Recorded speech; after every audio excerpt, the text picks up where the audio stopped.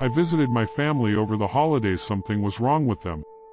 My parents recently moved out of state. They invited me over their new place for the holidays. I packed and left with my girlfriend and our dog. It was about an 8-hour drive, not so much because of the distance, but the roads were impossible to navigate. The final 2 hours of our journey were solely focused on traversing the winding mountain roads and looking for this town that. The worst part is driving through absolute wilderness where roads can be completely blocked by downed trees or other natural. We arrived at their house in the late afternoon. It was a small 2-story house on a narrow winding road backed by woods. When we arrived, we were greeted by my parents. They didn't seem happy to see us, but I wrote this off as it just being a bit later than they'd hoped. They invited us in and began preparing dinner. The house was small but impeccably organized, not clean but tidy. It reminded me of my grandparents' house when I was a kid. Everything was kind of old and gross, but it was kept neatly. My girlfriend assured me this was just a symptom of getting old.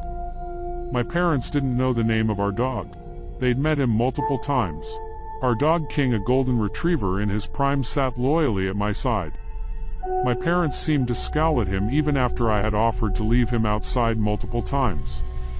Needless to say, I was a bit perturbed by my parents' sudden shift in personality, but I was unsure how to approach them about. We began wondering if it was okay for them to stay here alone by themselves with potential dementia developing. It was then that I felt a presence, a sort of unwelcome heaviness in the air. My girlfriend and I both looked to the door to see the shadows of feet cast beneath the door. After a moment, they continued down the hall. The next day, King was barking incessantly at my mother. We were sent to get groceries in town.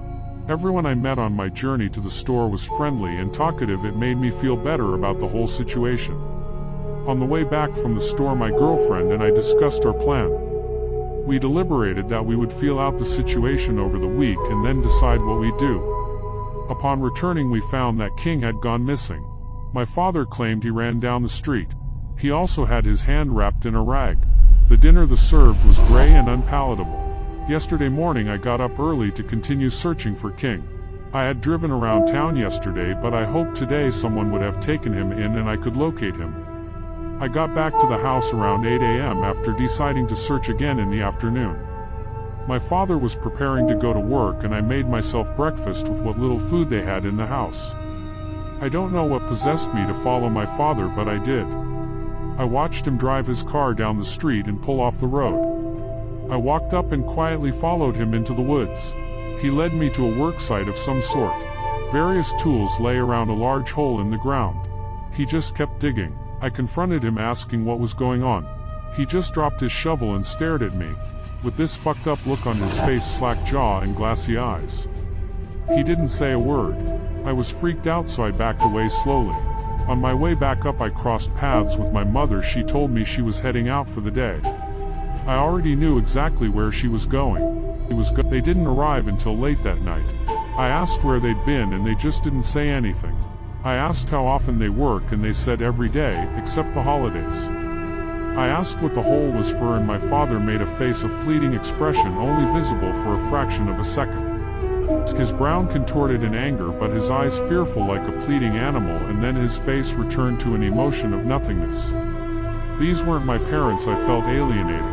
I went to make a few local calls about our dog, only to find the line was dead. That night it took my hours to fall asleep. Once I finally did, I was shortly awoken by a foul odor, something burning in them.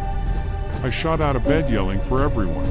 The halls were full of smoke as I made my way to the living room, where an inferno blazed in the fireplace. Smoke billowing into the room, permeating every surface. I put out the fire and we all went to bed. The next morning my family didn't clean anything. Black stains coat every surface in the living room, the stench of smoke sticking to everything. They continued as if nothing happened. After Dad went to work, I offered to fix the chimney. My mom said nothing but stood as I got down on my hands and knees and looked up into the cavernous. I grabbed my flashlight and looked up. I was puzzled for a moment and everything went cold. I wanted to throw up and scream and cry.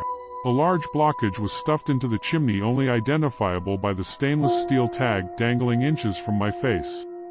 I didn't need to read it. I knew exactly what it said. I composed myself as I got out of the fireplace. I told my girlfriend I needed to talk to her, and when I was confident we were alone, I told her to drive to get us home.